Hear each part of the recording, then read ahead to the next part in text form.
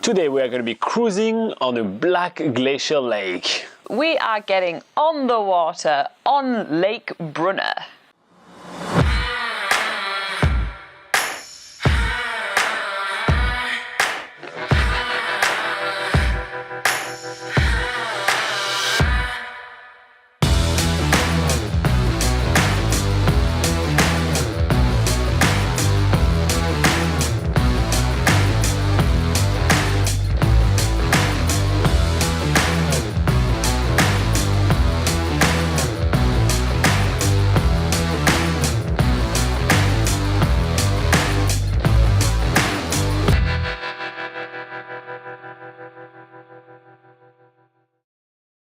This morning we have organized to meet Brent Beadle, which is the man of the lake.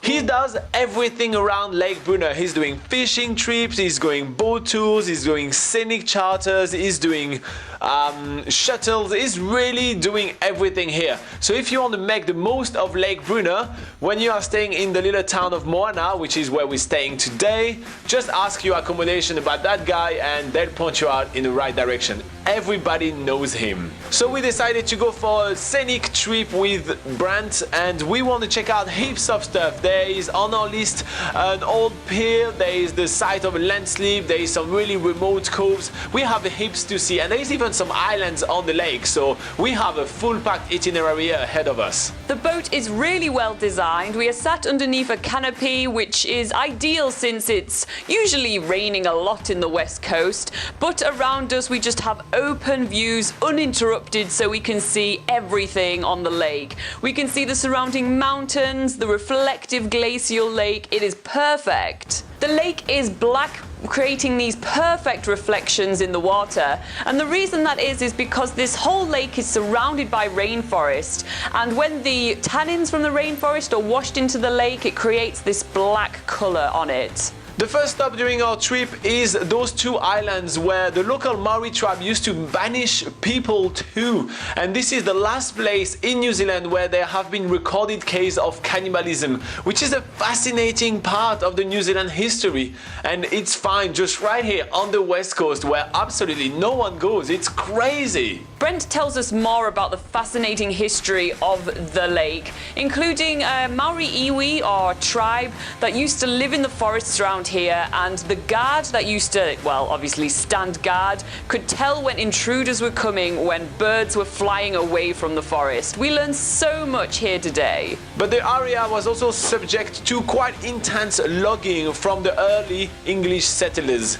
So we are heading to Baines Bay, where we can see the remnants of that era. We can see some stick coming out of the waters, which were the remnants of a pier that used to be basically where the guys arrived.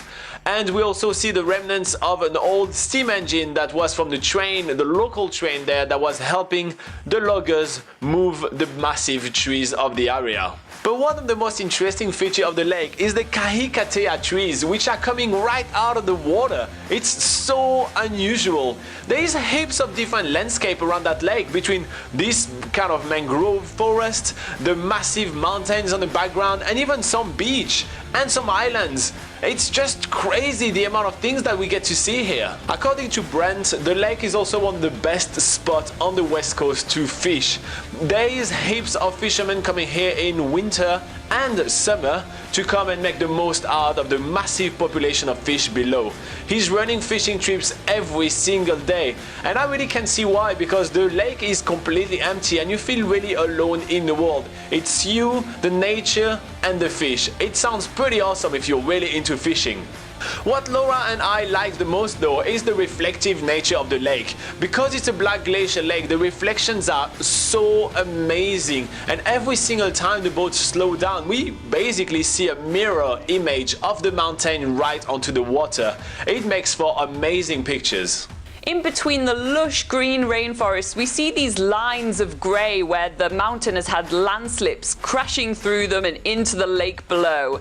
This provides a pretty awesome photo opportunity to see them so up close. It's really awesome to get a tour from a real local. Brent has been here all his life. and it really shows through. He knows everything about the lake, and every single time we have a question, he has an awesome answer for us.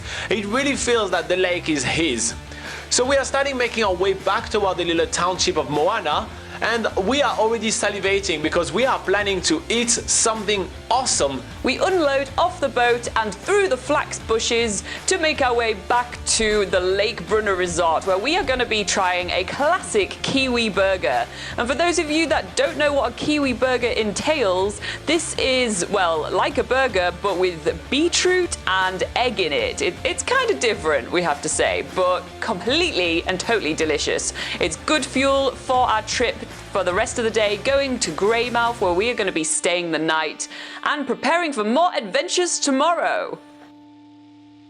And tonight we're staying at Noah's Ark, which is a themed hostel with every room having an animal theme.